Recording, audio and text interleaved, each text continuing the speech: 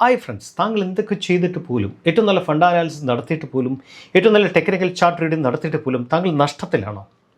ഒരുപക്ഷെ ഈ വീഡിയോയ്ക്ക് താങ്കളുടെ ട്രേഡിംഗ് ഹോൾ ഫോമാറ്റിലെ ലാൻഡ്സ്കേപ്പിൽ വലിയ വ്യത്യാസം വരുത്താൻ സാധിക്കുമെന്നുള്ള വിശ്വാസത്തിലാണ് ഈ വീഡിയോ ഞാൻ ഷൂട്ട് ചെയ്തത്.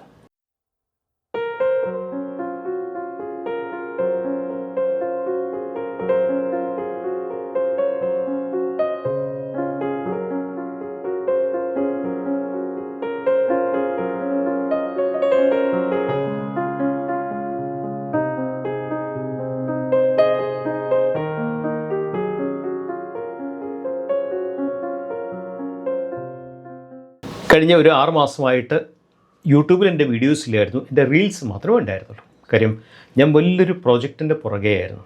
നമ്മളെല്ലാം കണ്ടു കാണുമല്ലേ, മാർക്കറ്റിൽ വിത്തിൻ 5 days 10 days കൊണ്ടൊക്കെ ധാരാളം സ്റ്റോക്കുകൾ 10% പോലെ 20, 30, 40% കൊടുക്കുന്നത്.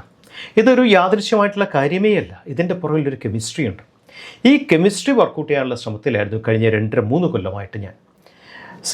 ലാസ്റ്റ് ഒരു 8 മാസമായിട്ടാണ് അതിൻ്റെ ഫൈനൽ കൾമിനേഷൻ സ്റ്റേജിലെത്താൻ സാധിച്ചത്.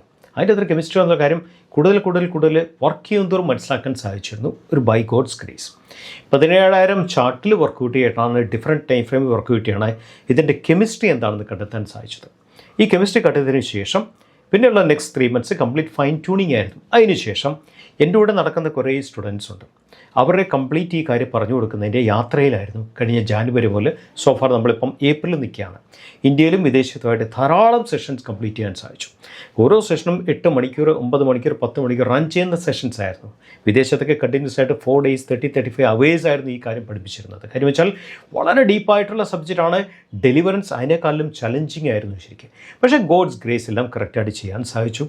ഈ യുദ്ധത്തിൻ്റെ സമയത്ത്, കഴിഞ്ഞ 1.5 മാസം യുദ്ധത്തിൻ്റെ സമയത്ത് പോലും ധാരാളം സ്റ്റുഡൻസ് ശരിക്കും ഈ ഒരു കൺസെപ്റ്റ് കൺസീവ് ചെയ്ത് കറക്റ്റായിട്ട് സ്റ്റോക്കുകളെ കണ്ടുപിടിച്ച് 20-30% ഒരു മാസം കൊണ്ട് അച്ചീവ് ചെയ്ത സ്റ്റുഡൻസ് ഓൾറെഡി ഉണ്ടായി എന്നുള്ളതാണ് the greatest part of grace എന്ന് പറയുന്നത്. ശരിക്കും അറ്റ് പ്രസൻറ്റ് അതിൻ്റെ ഒരു 80% എൻ്റെ വർക്കുകളൊക്കെ കഴിഞ്ഞു. ഇനി ഒരു 5 സെഷൻ കൂടെ ഉള്ളൂ. ബൈ ഒരു ജൂൺ 2nd വീക്കോടുകൂടി കംപ്ലീറ്റ് ഞാൻ അതിൻ്റെ അകത്തുനിന്ന് റിട്രീവ് ആകും. കംപ്ലീറ്റ് ഫോക്കസ് ഈ ഞാൻ നേരത്തെ പറഞ്ഞ ആ ഒരു ഡെവലപ്മെൻറ്റ് പുറകിലായതുകൊണ്ട് മാത്രമാണ് യൂട്യൂബ് വീഡിയോ ഇടാറുന്നത്. കാര്യം യൂട്യൂബ് വീഡിയോ ഇടുമ്പോൾ ഞാൻ എപ്പോഴും സിൻസിയറായിട്ടാണ് ചെയ്യുന്നത്. താൽക്കാലം പ്രയോജനപ്പെടുന്നുള്ള കൺസെപ്റ്റാണ് വീഡിയോ ചെയ്യാറുള്ളത്. എനിവേ, വീണ്ടും നമ്മൾ വീഡിയോ സ്റ്റാർട്ട് ചെയ്തിരിക്കുന്നു. നമ്മളുടെ ഇന്നത്തെ വീഡിയോ എന്ന് പറയുന്നത് ഹെഡിങ് ഇത് തന്നെയാണ്. ഈ ഡേറ്റ നോക്കാതെ ഒരു സ്റ്റോക്കും മേടിക്കാൻ പാടില്ല. ഇത് ഷോർട്ട് ടൈം ട്രേഡിനെ സംബന്ധിച്ച് കൂടുതൽ ആപ്ലിക്കബിൾ ആയിട്ടുള്ള കാര്യമാണ്. അതുകൊണ്ടാണ് ഷോർട്ട് ടൈം ട്രേഡ് എന്ന് പറയാൻ കാര്യം. ശ്രദ്ധിക്കേണ്ട കാര്യം, മാർക്കറ്റിൽ 4 ക്വാർട്ടറാണുള്ളത്. Q1, Q2, Q3, Q4 4 quarters ഉള്ളത്. ഈ 4 ക്വാർട്ടേഴ്സിൽ FMCGയും ഫാമിയും ഒഴിച്ചുള്ള ബാക്കിയുള്ള ഒരുമാതിരിപ്പെട്ട സബ് സെക്ടറിൽ വർക്ക് ചെയ്യുന്ന സ്റ്റോക്കുകൾ ഒക്കെ എന്താ പറയേണ്ടത്, സൈക്ലിക്കലായിട്ട് വർക്ക് ചെയ്യുന്നത്. എന്താണ് സൈക്ലിക്കാലിറ്റി? ചില ക്വാർട്ടേഴ്സിൽ ഹിസ്റ്റോറിക്കലി ഈ സ്റ്റോക്കുകൾ താഴെ പോകും. അത് സ്റ്റോക്കിൻ്റെ കുഴപ്പം കൊണ്ടല്ല, കമ്പനിയുടെ കുഴപ്പം കൊണ്ടല്ല. അതിൻ്റെ പ്രൊഡക്ട്സ് ആ ഒരു പർട്ടിക്കുലർ സെക്ടറിൽ കുറച്ച് വീക്കായിരിക്കും അതിൻ്റെ കച്ചവടം. ചില സെക്ടറിൽ ഹിസ്റ്റോറിക്കലി സ്ട്രോങ് ആയിരിക്കും. ഇപ്പം നമ്മൾ മനസ്സിലാക്കണം, Q1, Q2, Q3, Q4 4 sector ഉണ്ടെങ്കിൽ ചിലപ്പോൾ Q1ഉം Q2ഉം ചില സ്റ്റോക്കുകൾ ചില സെക്ടേഴ്സ് വീക്കായിരിക്കും. Q1, Q2 എന്ന് വെച്ചാൽ ഫസ്റ്റ് ആദ്യത്തെ 6 മാസം H1 എന്ന് പറയും. രണ്ടാമത്തെ 6 മാസത്തിനെ H2 എന്ന് പറയും. ഇപ്പോൾ ഫസ്റ്റത്തെ 6 മാസം വീക്കായി കഴിഞ്ഞിട്ട് സെക്കൻഡ് H2 സൂപ്പർബായിട്ട് ട്രെൻഡ് ചെയ്യും. ചില സ്റ്റോക്കുകൾ Q1 വീക്കായിരിക്കും, Q2, Q3, Q4 historically strong ആയിരിക്കും. ചില സ്റ്റോക്കുകൾ Q3 വീക്കായിരിക്കും. അത് കഴിഞ്ഞിട്ടുള്ള Q4 അല്ലെങ്കിൽ Q1, Q2 സ്ട്രോങ് ആയിരിക്കും. ഈ സൈക്ലിക്കാലിറ്റിയെ മനസ്സിലാക്കാൻ സാധിച്ചാൽ തന്നെ നമുക്ക് ഭയങ്കര വ്യത്യാസത്തിൽ മാറാൻ സാധിക്കും. ഇതിനെ എങ്ങനെ മനസ്സിലാക്കണം?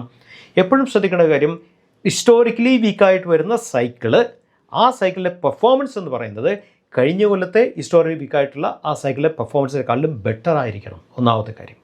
ഹിസ്റ്റോറിക്കലി സ്ട്രോങ് ആയിട്ട് വരുന്ന സൈക്കിൾ എന്ന് പറയുന്ന ആ സൈക്കിളിൻ്റെ പെർഫോമൻസ് കഴിഞ്ഞ 1 year ബാക്കിലുള്ള YOY എന്ന് പറയും, ഇയർ ഓൺ ഇയർ അനാലിസിസ് കഴിഞ്ഞ കൊല്ലത്തിനേക്കാളും ബെറ്റർ ആയിരിക്കണം. അങ്ങനത്തെ സ്റ്റോക്കുകളിലാണ് ഡിമാൻഡ് വരുന്നത്, ബൈ വരുന്നത്. ബൈ വരാനുള്ള പ്രോബിലിറ്റിയാണ് പറയുന്നത്. ഇവിടുത്തെ നമ്മൾ സംസാരിക്കുമ്പോൾ പ്രോബിലിറ്റി ബേസിലാണ് സംസാരിക്കുന്നത്. മനസ്സിലായോ? ഇപ്പോൾ എപ്പോഴാണ് ആൾക്കാർ ഈ സ്റ്റോക്കിൽ ബൈ ചെയ്യുന്നത്? ഹിസ്റ്റോറിക്കലി Q1ഉം Q2ഉം വീക്കായിട്ട്, H1 വീക്കായിട്ടുള്ള സെക്ടറിൽ എന്താ സംഭവിക്കുന്നത് വെച്ചാൽ, ഇവർ ഡേറ്റ ആദ്യം അനലൈസ് ചെയ്യും. ആ ഡേറ്റയ്ക്കകത്ത് സ്ട്രെങ്ത് കണ്ടാൽ ഇവർ വീക്കായിട്ടുള്ള സെക്ടറിലെ ലാസ്റ്റ് വീക്ക് പോയിൻറ്റ്സിലേക്ക് സ്റ്റോക്ക് എത്തുമ്പോഴത്തേക്കും സാധാരണ സംഭവിക്കുന്ന ഒരു സ്ട്രോങ് സപ്പോർട്ട് വന്ന് സ്റ്റോക്ക് അവിടെ വന്ന് കോൺട്രാക്ട് ചെയ്യും. ഈ സമയത്ത് അവർ സ്റ്റോക്കിനെ മേടിക്കും. ആ സ്റ്റോക്കിനെ മേടിച്ചിട്ട് ഹിസ്റ്റോറിക്കലി സ്ട്രോങ് ആയിട്ടുള്ള ആ സീസണിലേക്കല്ലേ കടക്കുന്നത്. ആ സ്ട്രോങ് സീസണിൻ്റെ സ്ട്രോങ്ങസ്റ്റ് പോയിന്റിൽ ഒരു പുഷ് കൊടുത്തിട്ട് സ്റ്റോക്കിനെ വിൽക്കും. ശരിക്കും ആ സമയത്ത് ഒരു 30, 40, 50% പ്രോഫിറ്റ് ബുക്ക് ചെയ്യും. ഇതാണ് മാർക്കറ്റിൽ നടക്കുന്ന കളി. ഇപ്പോൾ ഹിസ്റ്റോറിക്കലി വീക്കായിട്ടുള്ള സമയത്ത് വീക്കായിട്ടുള്ള ഡേറ്റ വന്നു കഴിഞ്ഞിട്ട് നേരെ സ്റ്റോക്ക് ഒരു സ്ട്രോങ് സപ്പോർട്ടീവ് വന്ന് സ്റ്റോക്ക് അവിടെ ഒരു കോൺട്രാക്ട് ചെയ്യുവാണെങ്കിൽ ബേസ്ഡ് ഓൺ ഞാൻ നേരത്തെ പറഞ്ഞല്ലോ YOY അനാലിസിസിൽ സ്ട്രോങ് ഡേറ്റയുടെ പുറത്ത്, വീക്ക് ആണെങ്കിൽ പോലും കഴിഞ്ഞ കാലത്തേക്കാളും ബെറ്റർ ആയിട്ടുള്ള ഡേറ്റയുടെ പുറത്ത് ആ സമയത്താണ് അവർ സ്റ്റോക്കുകൾ മേടിക്കുന്നത് അറിയാവുന്ന ആൾക്കാർ. എന്നിട്ട് അവർ എന്ത് ചെയ്യും, ഹിസ്റ്റോറിക്കലി സ്ട്രോങ് ആയിട്ടുള്ള ഡേറ്റ കൊടുക്കുന്ന സമയത്ത് പെർഫോമൻസ് കൊടുക്കുന്ന കോട്ടേഴ്സിൽ പോയിട്ട് സ്റ്റോക്കിനെ വിൽക്കും. ഇതാണ് റിയൽ സൈക്ലിക്കാലിറ്റിയുടെ കളി.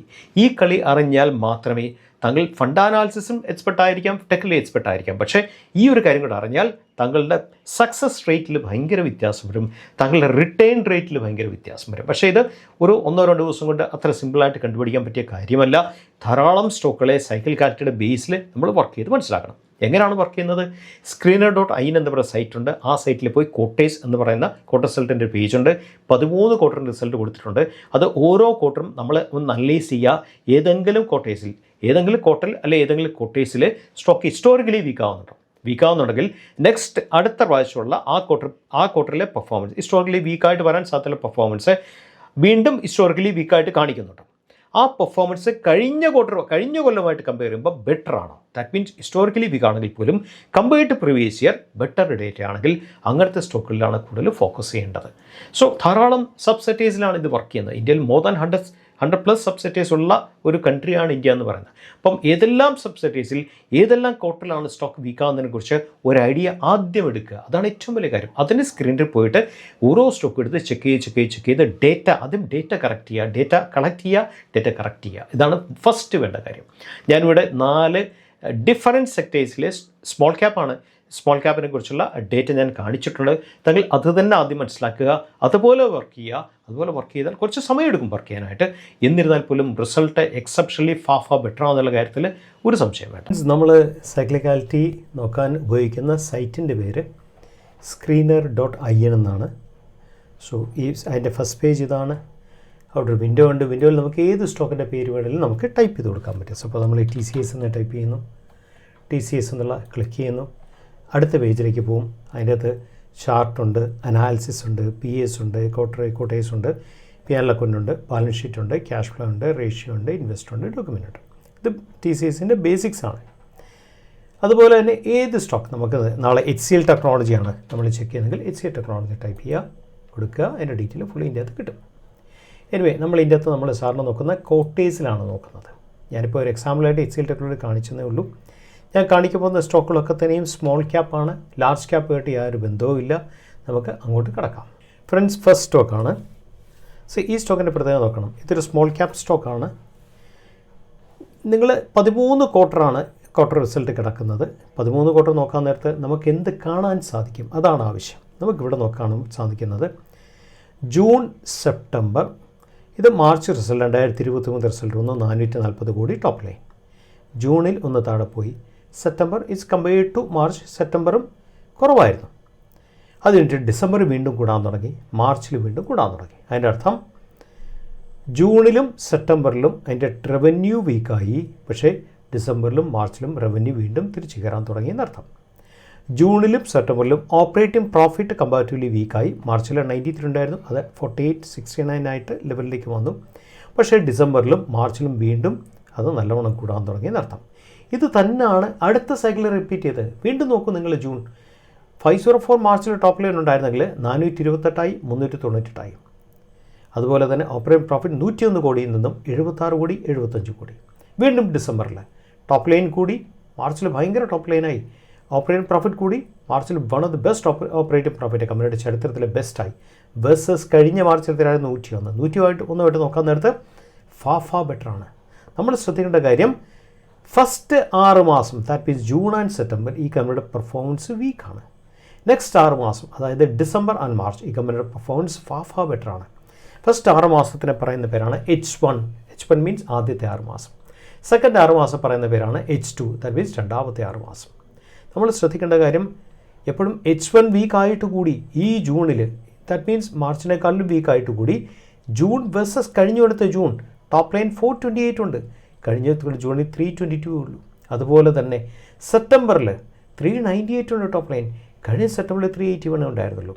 അതുപോലെ തന്നെ ഓപ്പറേറ്റിംഗ് പ്രോഫിറ്റ് ജൂണിൽ 76 ഉണ്ട്. കഴിഞ്ഞ ജൂണിൽ 48 ഉണ്ടായിരുന്നുള്ളൂ.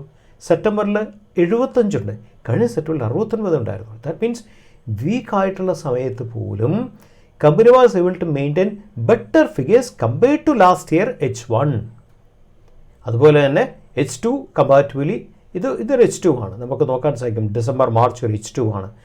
408, 504, 105, 101. അടുത്ത H2 നോക്കൂ നിങ്ങൾ, 484, 625, 99, 116. ഫാർ ബെറ്റർ ആണ്. ദാറ്റ് മീൻസ് വീക്ക്നെസ് ഉള്ള സമയത്ത് പോലും ഈ YOY അനാലിസിസിൽ ബെറ്ററായി നിൽക്കണം കമ്പനി. അതുപോലെ തന്നെ നെക്സ്റ്റ് സൈക്കിൾ H2 വന്നപ്പോഴത്തേക്കും ഫാർ ബെറ്ററായി. ഇങ്ങനത്തെ റിപ്പീറ്റേഷൻ നടന്നുകൊണ്ടിരിക്കണം. ഇതാണ് സൈക്ലിക്കാലിറ്റി എന്ന് പറയുന്നത്. നമ്മൾ ശ്രദ്ധിക്കണം, ഈ കമ്പനി സമയത്ത് H1 വേഴ്സസ് H2. ചില കമ്പനികൾക്ക് ഏതെങ്കിലും ക്വാർട്ടർ മാത്രമേ താഴെ പോകത്തുള്ളൂ, ബാക്കിയുള്ള ക്വാർട്ടറെല്ലാം നല്ലതായിരിക്കും. ശ്രദ്ധിക്കേണ്ട കാര്യം, ഇവിടെ എപ്പോഴാണ് ഇപ്പോൾ ഈ ബൈ നടക്കുന്നത്? അതാണ് ഏറ്റവും വലിയ കാര്യം. ഇവിടെ ബൈ നടക്കുന്നത് ജൂൺ സെപ്റ്റംബർ വീക്കായി നിൽക്കുന്ന സമയത്ത് സ്റ്റോക്കിൽ ഡിമാൻഡ് എപ്പോഴും മിനിമലായിരിക്കും. സ്റ്റോക്ക് ഒരു ചെറിയ കറക്ഷനിലൊക്കെ പോയെന്ന് വരാം. ഈ കറക്ഷനൊക്കെ കഴിഞ്ഞിട്ട് ഡിസംബർ മുതൽ കയറാൻ തുടങ്ങുമല്ലോ. അപ്പോൾ നമ്മൾക്ക് വീക്ക്നെസ്സിൽ പോലും compared to last year it was better.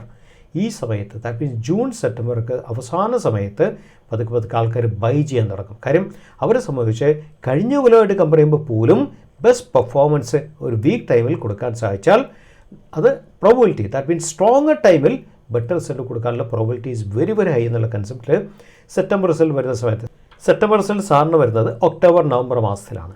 അപ്പോൾ ഒക്ടോബർ നവംബർ മാസം റിസൾട്ടെല്ലാം വന്നു കഴിഞ്ഞിട്ട് റിസൾട്ട് വരുമ്പോഴത്തേക്കും റിസൾട്ട് വീക്കായിരിക്കുമല്ലോ, കമ്പാരിറ്റീവ്ലി H1 വീക്കല്ലേ. ഈ സമയത്ത് റിസൾട്ട് വന്ന് കഴിഞ്ഞിട്ട് സ്റ്റോക്ക് നിരുന്ന് കഴിഞ്ഞിട്ട് പതുക്കെ സ്റ്റോക്കിൽ ബൈ സ്റ്റാർട്ട് ചെയ്യും. ബൈ സ്റ്റാർട്ട് ചെയ്തിട്ട് അവർക്കറിയാം മാർച്ചിലെ ഫിഗർ ആയിരിക്കും ബെസ്റ്റ്. മാർച്ചിലെ ഫിഗർ എപ്പോഴാണ് വരുന്നത്? ഏപ്രിൽ മെയ് മാസത്തിൽ. മാർച്ചിൽ ഫിഗർ വന്നിട്ട് സ്റ്റോക്കിനെ ഒന്നുകൂടെ പുഷ് ചെയ്ത് വിടും. പുഷ് ചെയ്ത് വിടുന്ന സമയത്ത് they will make excellent profit.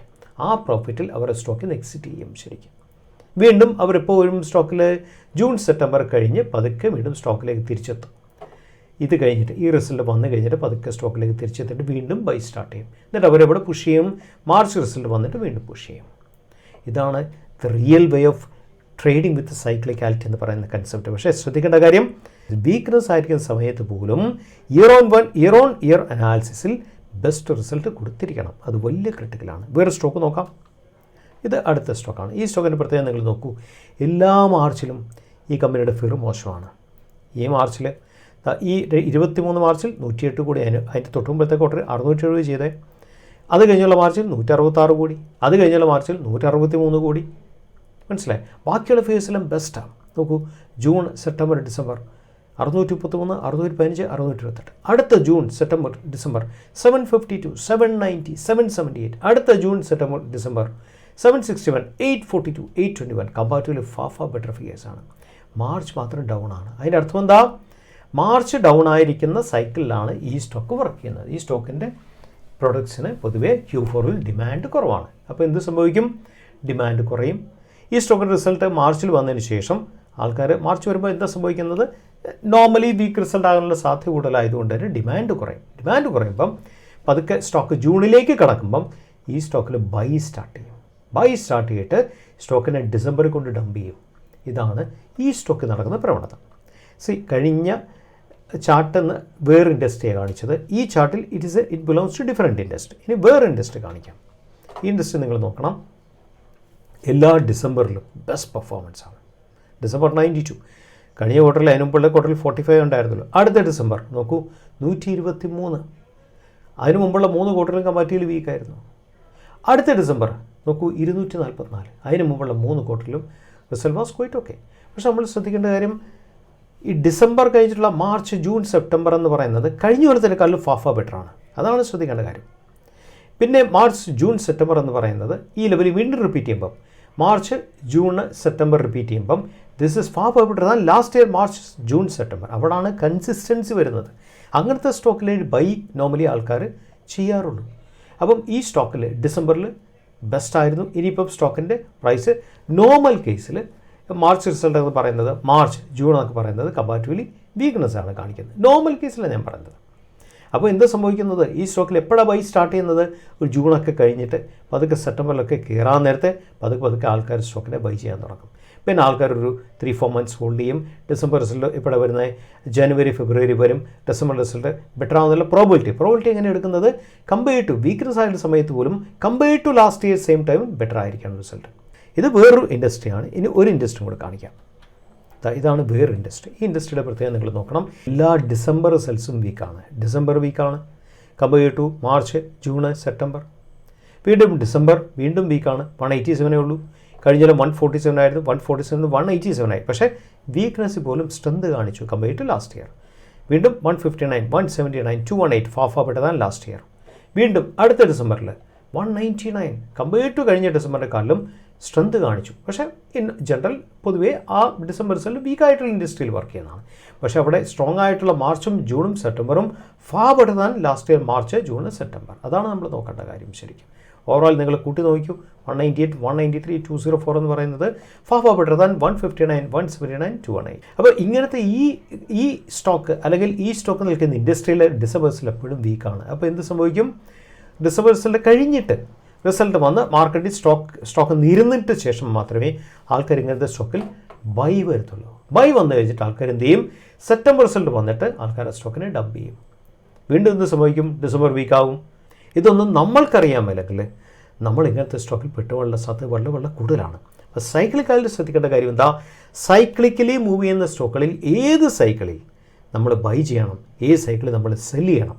അങ്ങനെ ചെയ്യുമ്പോൾ ശ്രദ്ധിക്കേണ്ട കാര്യം, സൈക്ലിക്കലി വീക്കായ സമയത്ത് പോലും stock compare to YOY strength കാണിക്കണം. അതുപോലെ തന്നെ സൈക്ലിക്കലി സ്ട്രോങ് ആയിരിക്കുന്ന സമയത്തും YOY സ്റ്റോക്കിൽ സ്ട്രെങ്ത് കൺസിസ്റ്റൻ്റ് ആയിരിക്കണം. കൺസിസ്റ്റൻസിക്കാണ് വലിയൊരു ഫാക്ടർ. അതാണ് ഹൈ പ്രോബിലിറ്റിയിലേക്ക് നമ്മൾ നയിക്കുന്ന കാര്യം എന്നുള്ള കാര്യം എടുത്തു പറയുന്നു. ഫ്രണ്ട്സ്, താങ്കൾ ഈ വീഡിയോ കണ്ടു കാണുമെന്ന് ഞാൻ വിശ്വസിക്കുന്നു. താങ്കൾ ഇങ്ങനൊന്നും വർക്ക് താങ്കൾ ചെയ്തിട്ടില്ല എങ്കിൽ താങ്കൾ ഈ രീതിയിൽ നിന്ന് വർക്ക് ചെയ്യൂ. കാര്യം നമ്മൾ Q4 റിസൾട്ടിലേക്ക് കടന്നു, ആനുവൽ റിസൾട്ടിലേക്ക് നമ്മൾ കടന്നു. ഈ സമയത്ത് എന്താ പറയണ്ടേ, പല സെക്ടേഴ്സും റിസൾട്ട് ഹിസ്റ്റോറിക്കലി വീക്കായിട്ടുള്ള ഒരു റിസൾട്ട് വരാനുള്ള സാധ്യതയുണ്ട്. അത് സ്റ്റോക്കിൻ്റെ കുഴപ്പമില്ല, കമ്പനിയുടെ കുഴപ്പമില്ല. ആ സമയത്ത് Q4 പെർഫോമൻസ് വീക്കാവുന്ന കാര്യം, എൻവയറമെൻറ്റ് കൊണ്ട് വീക്കാവുന്ന പല സെക്ടേഴ്സും ഉണ്ട്. ഈ സെക്ടേഴ്സിലെ ഡേറ്റ താങ്കൾ കണ്ടുപിടിച്ചിട്ടുണ്ട് എങ്കിൽ അത് കഴിഞ്ഞിട്ട് ഉള്ള ആ വീക്കായി കഴിയുമ്പം സ്റ്റോക്ക് ഞാൻ പറഞ്ഞില്ലേ വീക്കായെങ്കിൽ പോലും കമ്പയർ ടു കഴിഞ്ഞ കൊല്ലത്തെക്കാളും നല്ല ഡേറ്റയാണെങ്കിൽ ഈ സ്റ്റോക്കുകളൊക്കെ സപ്പോർട്ടിൽ നിന്ന് തിരിച്ചു കയറാനുള്ള സാധ്യത കൂടുതലാണ്. ആ സാധ്യതകളെ മനസ്സിലാക്കിയതിന് ശേഷം മാത്രമേ താങ്കൾ അതിൻ്റെ അകത്തുള്ള ഒരു ഫൈനൽ തീരുമാനം എടുക്കാവുള്ളൂ. നമ്മളെപ്പോഴും പ്രോബിലിറ്റിയാണ് സംസാരിക്കുന്നത്, സെർട്ടനിറ്റി അല്ല. ഇതൊക്കെ 70-80% മാർക്കറ്റ് വർക്ക് ചെയ്യുന്ന കാര്യങ്ങളാണെന്നുള്ള കാര്യത്തിൽ ഒരു സംശയം വേണ്ട. കഴിഞ്ഞ 2-3 കൊല്ലത്തെ ചാർട്ട്സ് എടുത്തിട്ട് താങ്കൾക്ക് തന്നെ ഒന്ന് ബാക്ക് ടെസ്റ്റ് ചെയ്ത് മനസ്സിലാക്കാൻ സാധിക്കും. അതിൻ്റെ പുറത്ത് വേണം കറണ്ട് ആയിട്ടുള്ള ഡേറ്റ അനാലിസിസ് ചെയ്യാനായിട്ട്. എന്തെങ്കിലും ഇതിൻ്റെ അകത്ത് സംശയം ഉണ്ടെങ്കിൽ താങ്കൾക്ക് എന്നെ കോൺടാക്ട് ചെയ്യാം. തീർച്ചയായും ഞാൻ അതിനെക്കുറിച്ച് ഡീറ്റെയിൽ ചെയ്യുന്നതായിരിക്കും. Thank you so much. മറ്റൊരു വീഡിയോ ആയിട്ട് നമുക്ക് വീണ്ടും കണ്ടുമുട്ടാം. Signing off.